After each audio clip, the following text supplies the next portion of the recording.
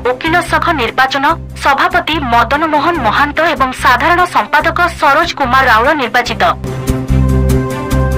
Odisha bar council Cuttack निर्देश क्रमे करंजिया वकिल सख निर्वाचन आज करंजिया कचेरी परिसर रे थिबा सम्मेलनी कक्ष रे अनुष्ठित होइथिला। समुदाय 155 जन वकिल सह सदस्य थिबा बेले 143 जन निर्वाचन रे अंशग्रहण करथिले। एही निर्वाचन रे सभापति पद पई दुईमुखी लड़ाई रे मदन मोहन महांत तांको प्रतिद्वंदी दीपक कुमार दास अधिकारी को 6 खंड भोट व्यवधान रे पराजित करी विजयी होइछन्ती। श्री महांत 74 खंड भोट पाइथिबा बेले श्री दास अधिकारी 68 खंड भोट पाइछन्ती। सेहीपरि साधारण संपादक पई मध्य दुईमुखी लड़ाई रे सरोज कुमार राउल तांको निकटतम प्रार्थी दिव्य प्रसाद साहू को 18 खंड भोट व्यवधान रे पराजित करी विजय लाभ करिछन्ती। श्री राउल 80 खंड भोट पाइथिबा बेले श्री साहू 62 खंड भोट पाइछन्ती। उपसभापति पद पई एमडी अमीरुल हासन 51 खंड भोट पाइथिबा बेले दीनकृष्ण नायक 49 खंड भोट पई 2टी भोट रे पराजित हेथिले एवं अन्य मानक मध्यरे गैरांग बारिक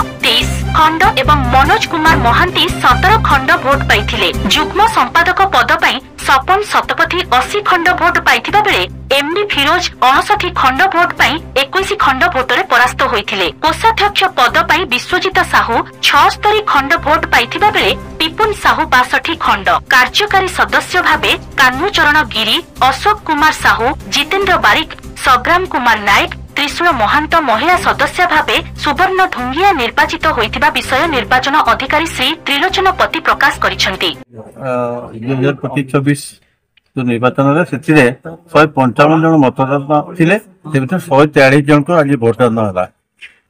ए भोटदान प्रक्रिया सकाळ 7:30 मिनिट रु 3टा पर्यंत होइथिला। एटा ए निर्वाचन टी ओडिशा राज्य आईनजीवी परिषद तरफरु एटा ए कार्यक्रम परिचालन हुए। से जो करंजिया बार एसोसिएशन निर्वाचन से मदन महांत सभापति भाव चलित वर्ष निर्वाचित होती एवं सरोज कुमार राउल सी संपादक रही आमर जी सरपंच सरपति सी सह संपादक एवं भाइस प्रेसिडेंट जी मोहम्मद अमीरुल हुसैन आउ ट्रेजरर भाव विश्वजित साहू एवं कार्यकारी सदस्य भाव 5 जन मेल मेंबर एवं जड़े महिला सदस्य निर्वाचित होती।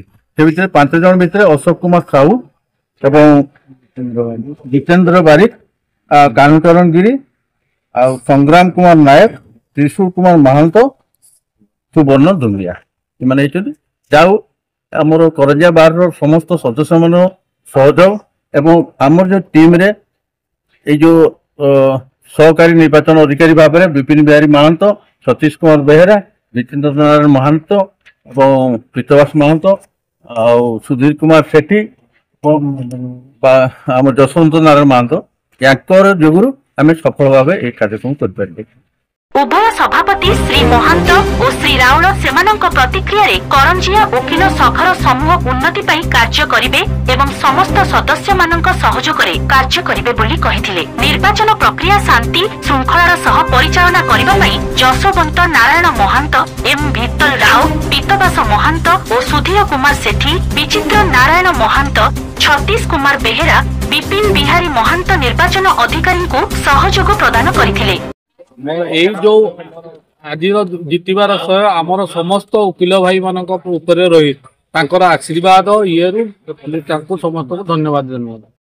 मोर प्रथम लक्ष्य रही करंजिया वकिल संघ समस्त जमी आम एकाठी रही जमी डेभलप आम समस्त मिलमिशी काम करूँ कौन सी पक्षपात करार नहीं आमर जेहेतु यहाँ परिवार निर्वाचन आम कौन सी बहुत किसी प्रतिक्रिया भी देवार नहीं आम समस्त मिलमिशी रही किए हारा जितला समस्त हारे जहाँ अच्छी जितने किसी मन में जितली बोली मोर गर्व अंकार थी सेमती नहीं आगु 6 थर जीतली ये मोर 7म थर निर्वाचन में जिता पठे मुझे 3 थर सेक्रेटरी 3 थर भाइस प्रेसिडेंट थी लगातार 3 थर सेक्रेटरी थी मोर निर्वाचन जितबार किसी बड़ कथा नहीं समस्त नहीं चढ़ी जी मत भोट देसी सहित मिलमिशी रही जी ना भी मोर मन किसी रही समस्त गोटे बार सन्तान हिसाब से काम करूँ जमी आम कौन बार कौन घटना बाहर को लिक करूँ आम समस्ते मिलमिशी काम करूँ केमती डेभलप हो बार समस्त एकता रही से विषय चिंता करूँ।